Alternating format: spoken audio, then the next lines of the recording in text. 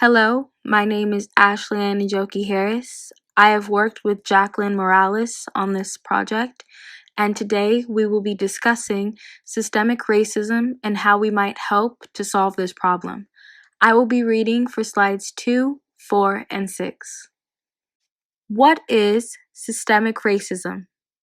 As stated by the Aspen Institute, structural racism, also referred to as systemic or institutional racism, is described as a system in which public policies, institutional practices, cultural representations, and other norms work in various, often reinforcing ways to perpetuate racial groups' inequality. It identifies dimensions of our history and culture that have allowed privileges associated with quote unquote whiteness and disadvantages associated with our quote unquote color to endure and adapt over time. Structural racism is not something that a few people or institutes choose to practice. Instead, it has been a feature of the social, economical, and political systems in which we all exist. Basically, meaning it's not something that in our modern day we choose to implement. It's just something that's been so engraved into our history and our culture in America and other countries as well that we just haven't changed yet. The problem and its relevance to self, students, and society. At the Urban Institute, they examine how structural racism continues to segregate communities of color from access to opportunity and upward mobility by making it more difficult for people of color to secure quality education, jobs, housing, healthcare, and equal treatment in the criminal justice system.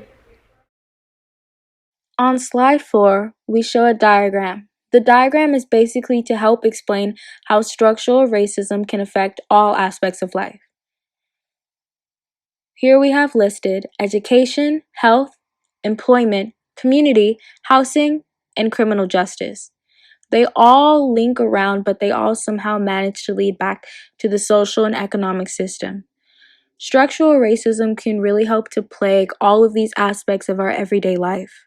And it's time that we start being more aware and educating ourselves on why that is and how we can help to prevent it. What we can do to help fight systemic racism. C.J. Sapong interview. When C.J. Sapong spoke about how he constantly dealt with an internal battle because he never knew if he could speak up about Black Lives Matter, even if he was a black man that had faced racial inequalities because of his job. This was a huge opportunity for a sort of reconciliation from the speakers because they were lucky enough to not have ever gone through the same injustices. How might we solve this problem? Here are some solutions that we provided. They aren't confined to only one race, but are for people of color who have been disadvantaged by structural racism. Some of the solutions are closing the racial wealth gap, eliminating inequalities and public school quality, closing the employment and earning gaps, ending punitive policing. And we definitely would want to increase inclusive and diverse ads in modern advertising today.